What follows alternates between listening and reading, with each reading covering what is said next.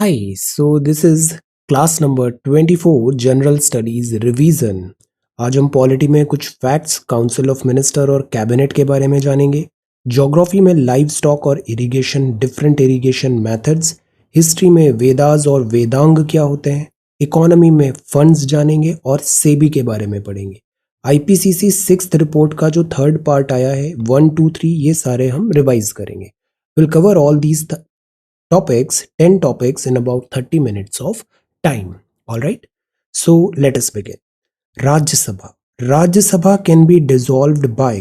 देखो राज्यसभा कभी डिसॉल्व होती ही नहीं है, so Rajya Sabha can not be dissolve. Rajya Sabha continue रहती है, डिसॉल्व नहीं होती। Rajya Sabha is a permanent house है क्योंकि 1/3 of its member retire every 2 year, मतलब रिटायर होते जाते हैं हर 2 साल में, हर 2 साल में नए मेंबर आ जाते हैं। तो ये ऐसा नहीं है कि राज्यसभा कभी डिसॉल्व होगी, जबकि लोकसभा डिसॉल्व होती है। तो अभी जो लोकसभा चल रही है ये किस नंबर की है आंसर? सो ये होती है राज्यसभा, डिसॉल्व नहीं होती, हर 2 साल में इसमें जो मेंबर्स हैं वो रिटायर होते हैं। बट जो पहली राज्यसभा हुई होगी तो उसमें जिन लोगों को रिटायर करना होगा किस बेसिस पे किया होगा, बिकॉज तब तो ये फॉर्मूला फिट नहीं बैठा होगा। फर्स्ट जब राज्यसभा स्टार्ट हुई थी तो जो रिटायरमेंट हुआ था वो किस बेसिस पे हुआ था। Continuation of national emergency beyond a period of 6 months is possible only with the approval of parliament by special majority. तो इमरजेंसी, नेशनल इमरजेंसी लगाना आसान नहीं है जब तक स्पेशल मेजॉरिटी पार्लियामेंट अप्रूवल नहीं दे। इमरजेंसी के कितने आर्टिकल्स हैं? 10 नेशनल इमरजेंसी है ये। इमरजेंसी और भी होती है, financial, president rule, like that. Which of the following statement correctly describes a hung parliament? Hung parliament कब होती है? जब किसी भी पार्लियामेंट में किसी भी पार्टी को जो चुनाव हुए किसी को भी क्लियर मेजॉरिटी नहीं मिली। राज्यसभा में the states have been provided representation on the basis of population. हम यूएसए नहीं है कि 50 राज्य हैं, हर किसी को 2 मिल गए तो टोटल 100 आ गए सेनेट में, नहीं। हमारे यहाँ सिक्किम में अलग मेंबर्स हैं, दिल्ली यूटी में अलग हैं, यूपी में अलग हैं राज्यसभा सीटें। तो वो बेस्ड है पॉपुलेशन में, बिकॉज हमारे यहाँ स्टेट्स इक्वल नहीं होते। 28 जो स्टेट्स हैं तो वो इक्वल नहीं है जब बात करें पॉपुलेशन की, तो उनका रिप्रेजेंटेशन भी इक्वल नहीं है राज्यसभा में। Member of Rajya Sabha shall be elected by MLA. जो हम विधायक चुनते हैं ना, जो राज्य में विधानसभा चुनाव होता है, वो विधायक फिर राज्यसभा के लिए मेंबर्स भेजते हैं, उनके चुनाव को भेजते हैं। तभी राज्यसभा के जो मेंबर्स होते हैं वो इनडायरेक्टली इलेक्टेड बाय एमएलए, जिसको हमने डायरेक्टली इलेक्ट किया। Who reserves the right to convene joint sessions of the Lok Sabha and Rajya Sabha? The answer is President. President joint session बुलाते हैं। किस आर्टिकल में है joint session? Answer, money bill can originate only in the Lok Sabha. Rajya Sabha में originate नहीं होगा। Money bill किस article में है? Answer, which one of the following bills must be pass by each of the house of Indian parliament separately और special majority. तो जो constitution amendment bill होता है ये दोनों हाउसेस से सेपरेटली पास होना चाहिए, इसमें कभी भी जॉइंट सेशन का क्राइटेरिया नहीं होता है। Constitution amendment bill. President how many times return कर सकते हैं नॉन मनी बिल को जो पास किया पार्लियामेंट में for its consideration? The answer is once. Second time भी अगर पार्लियामेंट ने सेम बिल वापस भेज दिया तो प्रेसिडेंट को यस बोलना पड़ेगा। मनी बिल को कितने बार प्रेसिडेंट वापस ऐसे भेज सकते हैं? आंसर। सो ये क्विक फैक्ट्स हैं। राज्यसभा कभी डिसॉल्व नहीं होती, 1/3 मेंबर हर 2 साल में रिटायर होते हैं, स्पेशल मेजॉरिटी चाहिए होती है नेशनल इमरजेंसी एक्सटेंशन के लिए। अगर हंग असेंबली है, किसी को भी क्लियर मेजॉरिटी नहीं मिली, पॉपुलेशन के बेसिस पे राज्यसभा में रिप्रेजेंटेशन है। एमएलए जो होते हैं वो राज्यसभा मेंबर्स को सेलेक्ट करते हैं। प्रेसिडेंट जॉइंट सेशन बुलाते हैं। मनी बिल केवल लोकसभा में आता है। कॉन्स्टिट्यूशन अमेंडमेंट बिल में जॉइंट सिटिंग का प्रोविजन नहीं है, दोनों से इंडिपेंडेंटली पास करना पड़ेगा। और नॉन मनी बिल को प्रेसिडेंट केवल एक बार वापस कंसिडरेशन के लिए भेज सकते हैं। अब हम पढ़ते हैं कॉम। आर्टिकल 74 और आर्टिकल 75 में कॉम दिया हुआ है, काउंसिल ऑफ मिनिस्टर। तो काउंसिल ऑफ मिनिस्टर क्या होता है? एक तो प्राइम मिनिस्टर होता है, प्राइम मिनिस्टर कॉम को हेड करता है, और ये जो कॉम होती है वो एड एंड एडवाइस देती है प्रेसिडेंट को। प्रेसिडेंट को काम करना है, उनके काम के लिए ये है CoM. President may require the CoM to reconsider such advice. अगर कोई एडवाइस है, president shall act in accordance with the advice tendered after such reconsideration. तो मतलब कॉम ने जो बोला, प्रेसिडेंट एक बार तो उसको मना कर सकते हैं बट सेकेंड टाइम वो बात माननी पड़ेगी।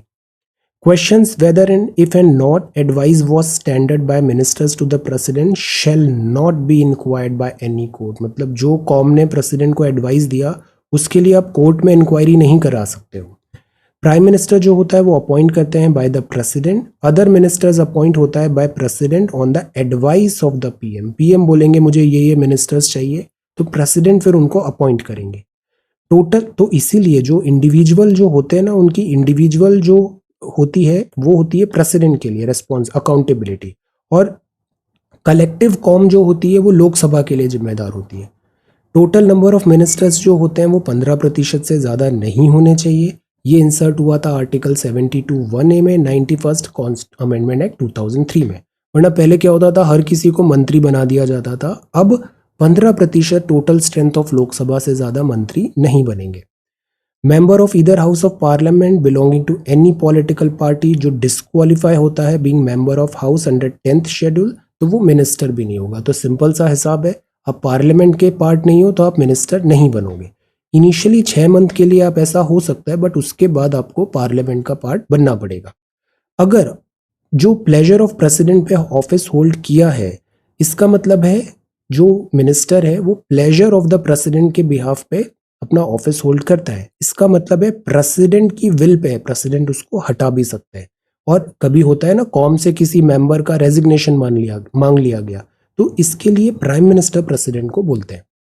Minister who is a member of one house of parliament has the right to speak and take part in the proceedings of the other house as well. बहुत सारे मिनिस्टर्स हैं जो राज्यसभा से आए हैं बट वो लोकसभा में भी पार्टिसिपेट कर सकते हैं, बट वो वहां पे वोट नहीं डाल सकते, बस पार्टिसिपेट कर सकते हैं प्रोसीडिंग्स में. वोट तो आपको वहीं डालना पड़ेगा जिसके आप मेंबर हो. राज्यसभा तो राज्यसभा, लोकसभा तो लोकसभा.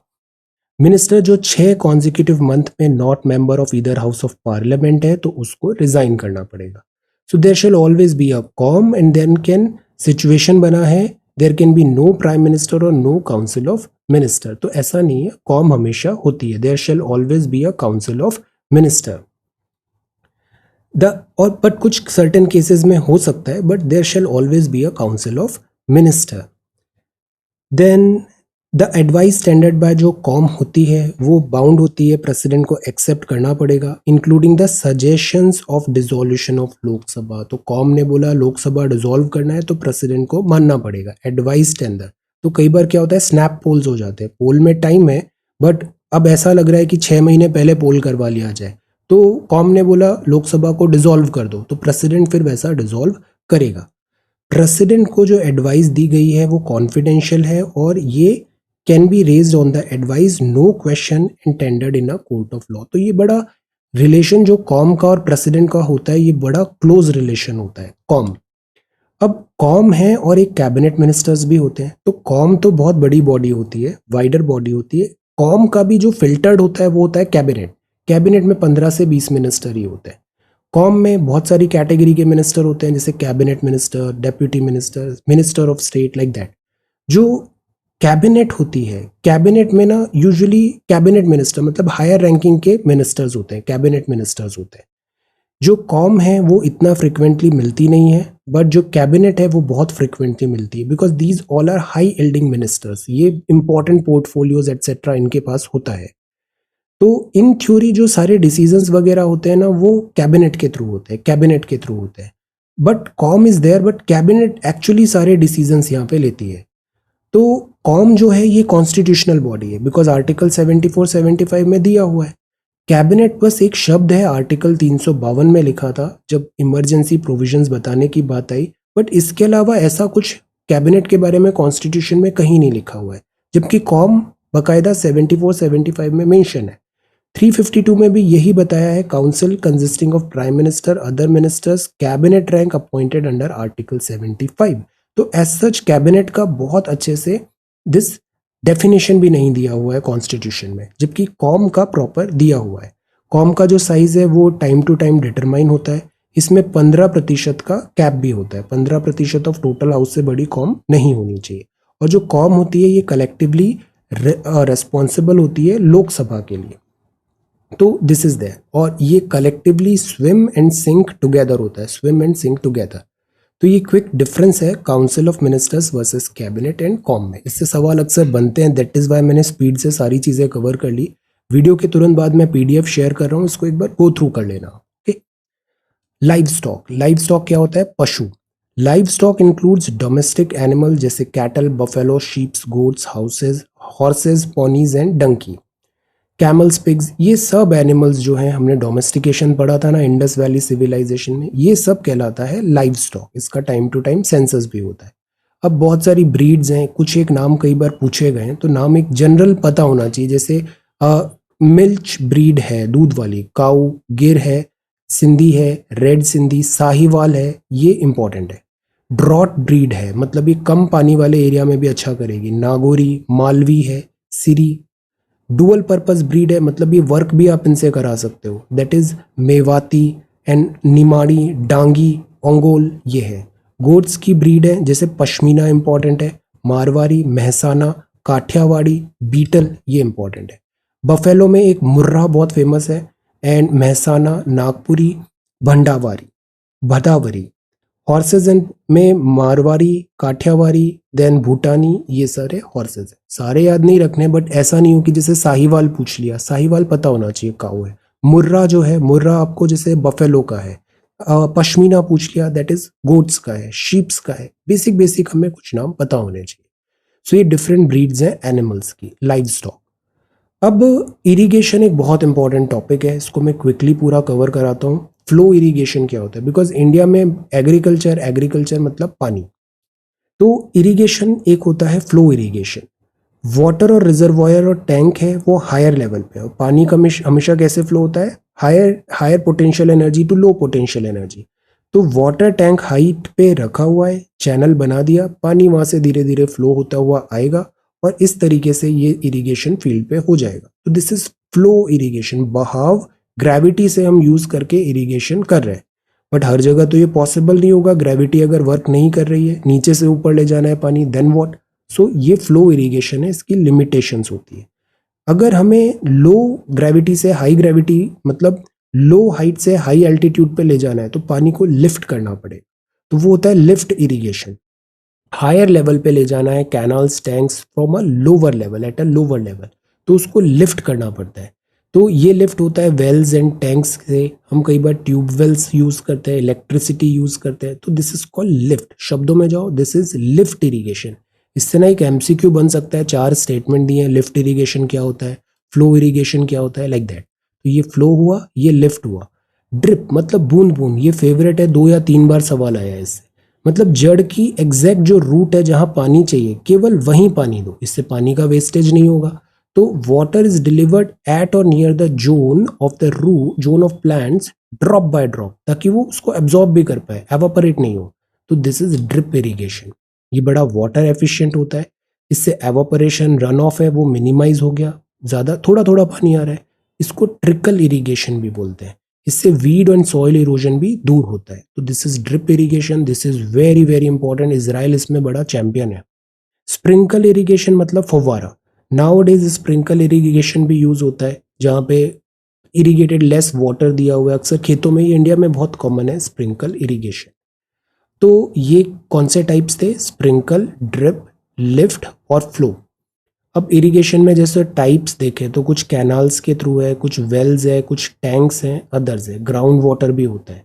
कैनाल्स क्या होती है? जैसे इंदिरा गांधी कैनाल है, एक कैनाल के थ्रू पूरा पानी यहाँ पे आ रहा है, तो this is irrigation by canals. अक्सर पंजाब, हरियाणा, यूपी, आंध्रा में इस टाइप की चीज़ें ज़्यादा होती है, बिकॉज यहाँ पे जो सॉइल है वो लेवल्ड है, लैंड लेवल्ड है, सॉइल सॉफ्ट है, तो कैनाल खोदना ईजी होता है।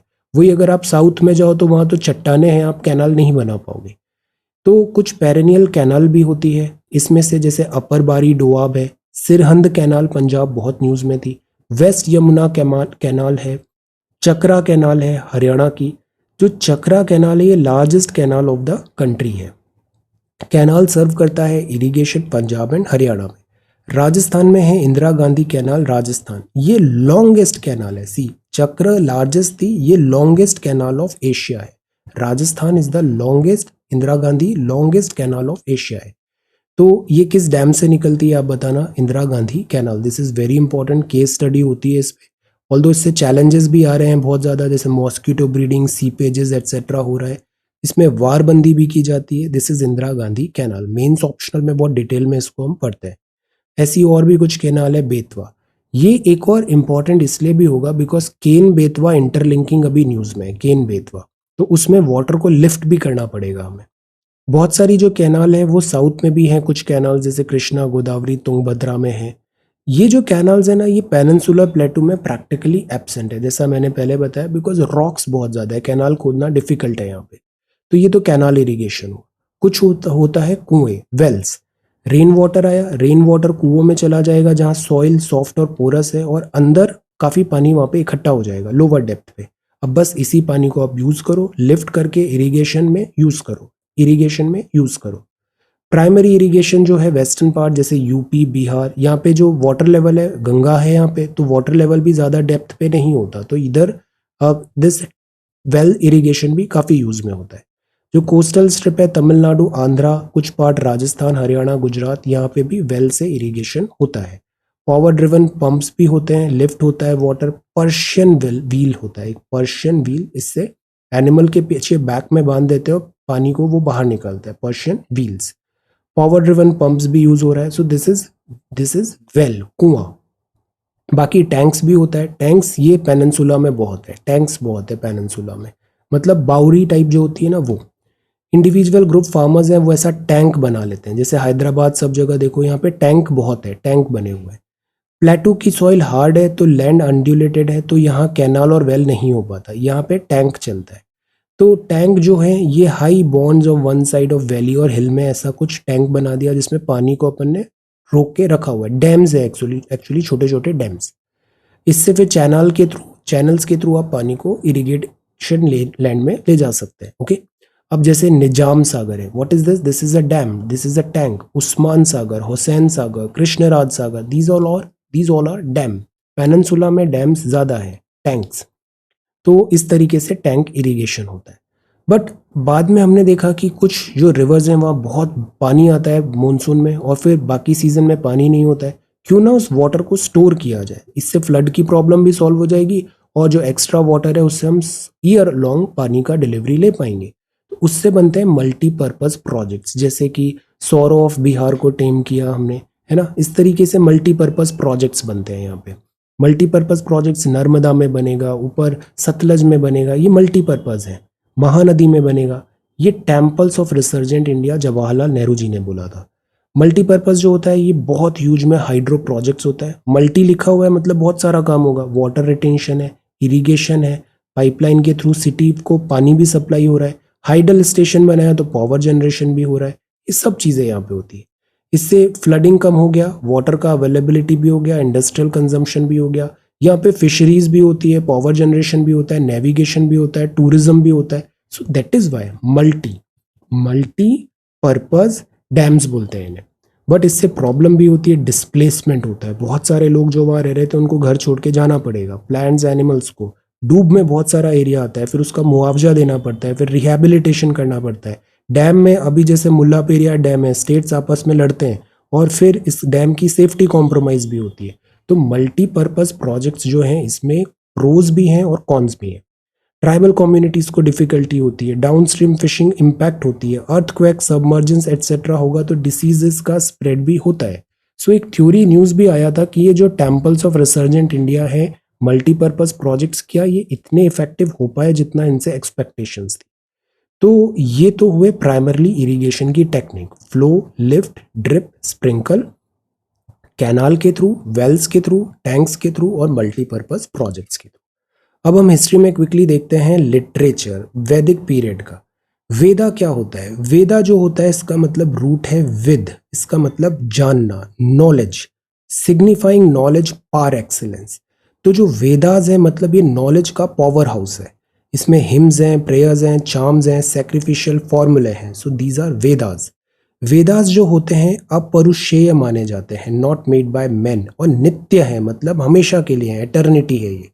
ऋषि जिन्होंने बनाया उनको बोलते थे मंत्र दृष्टा, जिन्होंने सेंट्स हैं, इन्होंने इंस्पायर किया, हिम्स हैं, सुप्रीम क्रिएटर, इस तरीके से माना जाता है। फिर लिटरेरी सिग्निफिकेंस तो है ही, ये जो वेदा है ये political, religious, social, economic aspect भी बताते हैं वैदिक पीरियड का। So these are Vedas. 4 Veda हैं। ऋग्वेद है, ऋग्वेद में 1028 हिम्स हैं, डिवाइडेड 10 मंडल में किया है बुक्स में। मंडल 2 और 7 जो है ये ओल्डेस्ट माना जाता है। ग्रथ समदा, विश्वमित्रा, ये जो है ना ये बुक्स इन्होंने यहाँ पे कंपोज किया है। अत्रि, भारद्वाज, वशिष्ठ, इन्होंने वामदेव, इन्होंने 2 मंडल, सेकंड मंडल एंड 7th मंडल, ये ओल्डेस्ट है। मंडल 8 एंड 9 जो है ये मिडिल टाइम का है। मंडल 1 एंड 10 जो है ओल्डेस्ट है। थर्ड मंडल है विश्वामित्र ने किया है। 16 deity Savitri, we find famous Gayatri mantra. Gayatri मंत्र जो है वो थर्ड मंडल में विश्वामित्र। 9th मंडल है वो वैदिक गॉड सोमा के लिए है, plants, the Lord of plants. 10th मंडल है उसमें पुरुषुक सुक्ता है, ओरिजिन ऑफ वर्ण सिस्टम वगैरह यहाँ पे डिस्कस किया है। सो दैट इज वाई जो वेदास हैं ये पॉलिटिकल, रिलीजियस, सोशल, इकोनॉमिक, इन सब का नॉलेज हाउस है, पावर हाउस है, लिटरेचर वैदिक पीरियड। तो ये तो ऋग्वेदा हुआ। साम वेद, साम में म्यूजिक आ रहा है। हिम्स है टेकन मेनली फ्रॉम 8 to 9 मंडल, इसमें सिंगिंग के लिए है। साम, साम सिंगिंग। तो बुक ऑफ चैंट्स है, ये म्यूजिक है इसमें। साम वेद है। Soma sacrifice by Udgatri, Udgatri priest, तो basically this is Sama Veda, that is music. Yajurveda, Yajurveda, Yajurveda में क्या होता है, सैक्रिफाइसेस होते हैं, यज्ञ से रिलेटेड। तो ये जो वेद है इसमें 2 रॉयल सेरेमनी है, वजाप्रिया, वजापिया एंड राजसूया, ये वेदा है। कृष्ण यजुर्वेद है और शुक्ल यजुर्वेद है। कृष्ण यजुर्वेद में होता है प्रोज एंड कमेंट्रीज, हिम्स भी हैं और प्रोज एंड कमेंट्रीज भी हैं। शुक्ल यजुर्वेद में केवल हिम्स है, तो दिस इज यजुर्वेद। फिर अथर्व वेद होता है, ये फॉर्मूले हैं, मैजिकल फॉर्मूले दिए हुए हैं इसमें, चार्म्स एंड स्पेल्स है to ward off evils and diseases. इसमें प्रिजर्व किया है पॉपुलर कल्ट्स को, सुपरस्टिशंस को, एटसेट्रा। इंडियन मेडिकल साइंस है Ayurveda, its origin from Atharva Veda. तो ये सारे क्या हुए, वेदा हुए। अथर्व वेद, यजुर्वेद, सामवेद, ऋग्वेद, ये 4 वेदा हैं, एंशिएंट हैं, ओल्डेस्ट हैं, नॉलेज पावर हाउस है वेदास।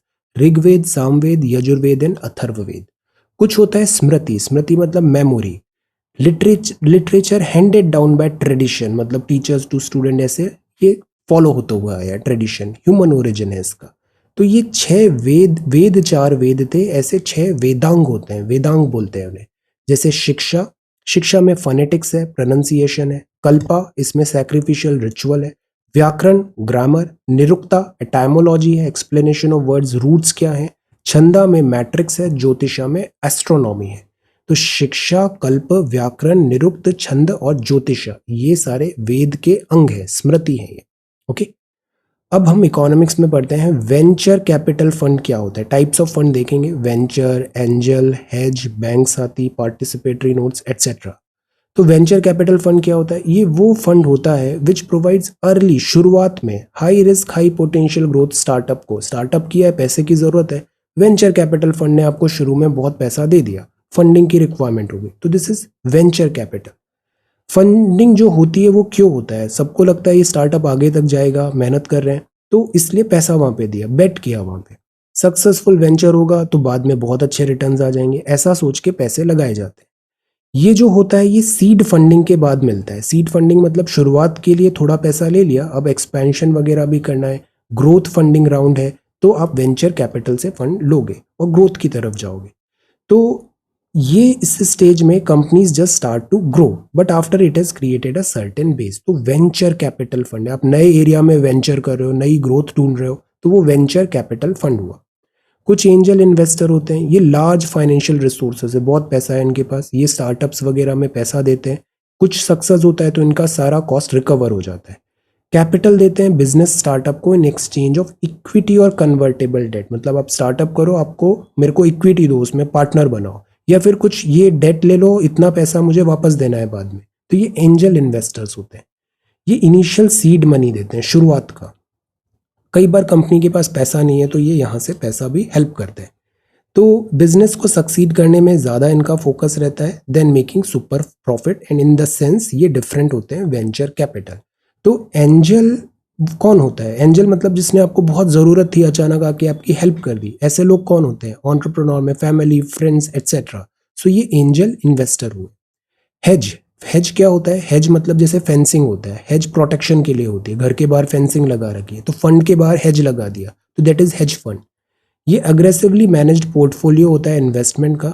ये एडवांस्ड इन्वेस्टमेंट स्ट्रैटेजीज करते हैं, ये एक्सपर्ट्स होते हैं, लॉन्ग शॉर्ट लेवरेज करते हैं, डेरिवेटिव पोजीशन यूज करते हैं, डोमेस्टिक इंटरनेशनल मार्केट में यूजुअली हाई रिटर्न्स लाते हैं। हेज फंड्स जो होते हैं ये जनरल पब्लिक के लिए ओपन नहीं होते, बहुत सेलेक्टिव लोगों के लिए ये शुरुआत में होते हैं। तो दिस इज हेज फंड्स, ये यूजुअली सेफ भी माने जाते हैं। बैंक साथी क्या होता है? बेनिफिशियरी रूरल एरिया में बैंक का साथी है, बैंक गांव में बैंक ब्रांचेस नहीं है तो वो वहां जाएगा, उनको फैसिलिटेट करेगा, बताएगा, हेल्प करेगा डिपॉजिट्स एंड विड्रॉवल में, तो वो बैंक साथी है, काइंड ऑफ करस्पॉन्डेंट है।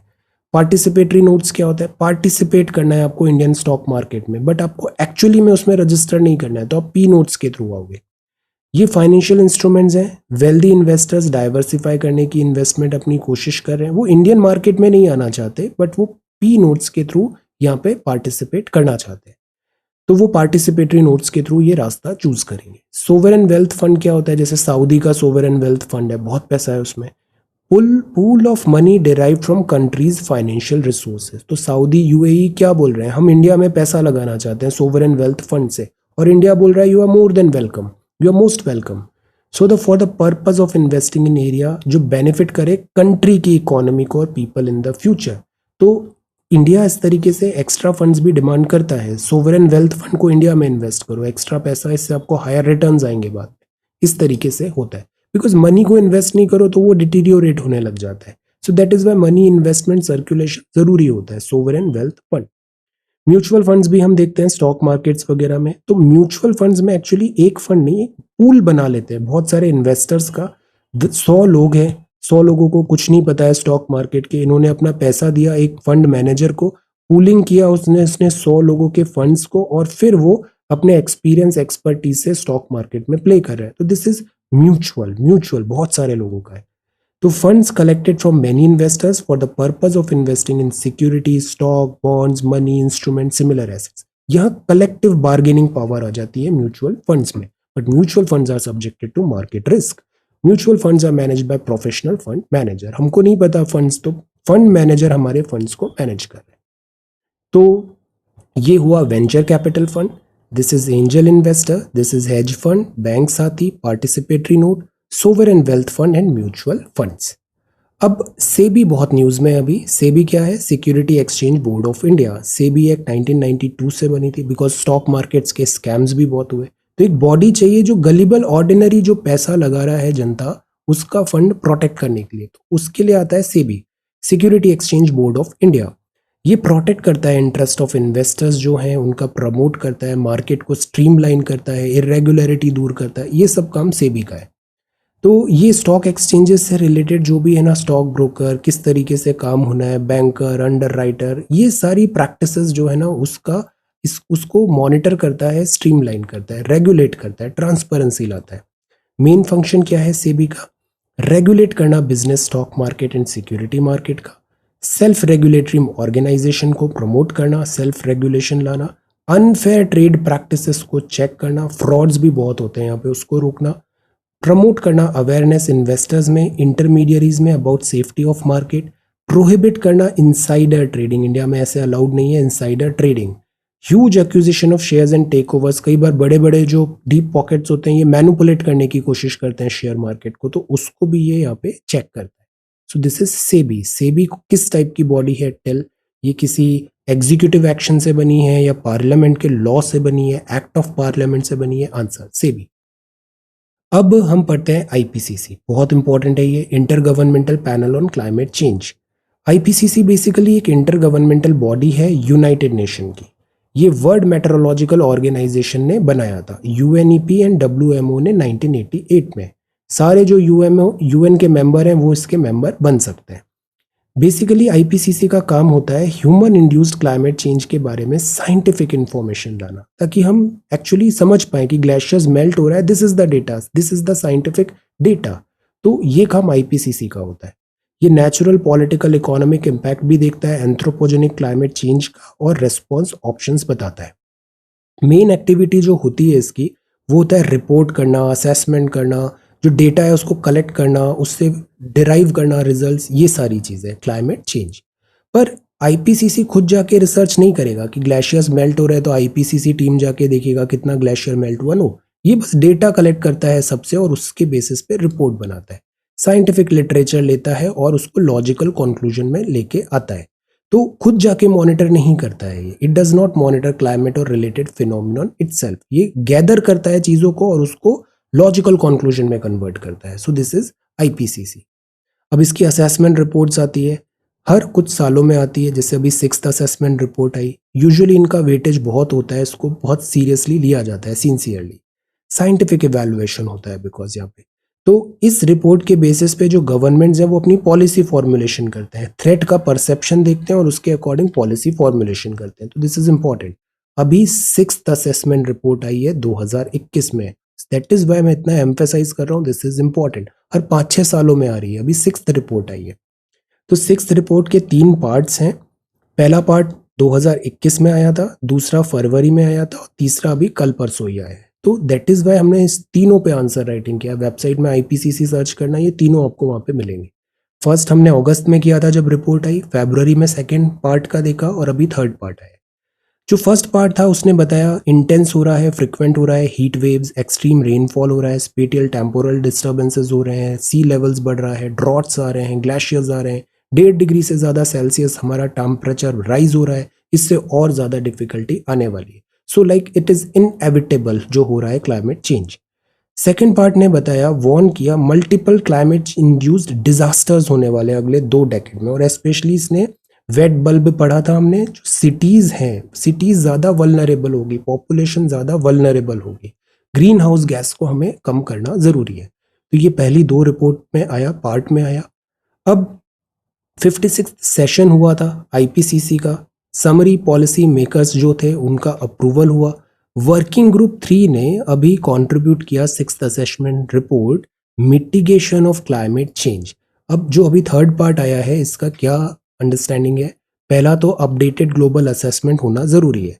अपडेटेड ग्लोबल असेसमेंट से हमें एक्चुअल चीज़ें पता चलेगी किस स्केल में अफ्रीका, ऑस्ट्रेलिया, इंडिया सब जगह चीज़ें हो रही है। ग्लोबल एमिशन पे एग्जामिन करें, एमिशन को एग्जामिन करें, रिड्यूस करें, मिटिगेट करें, ग्रीन हाउस गैसेस को हम कम करें।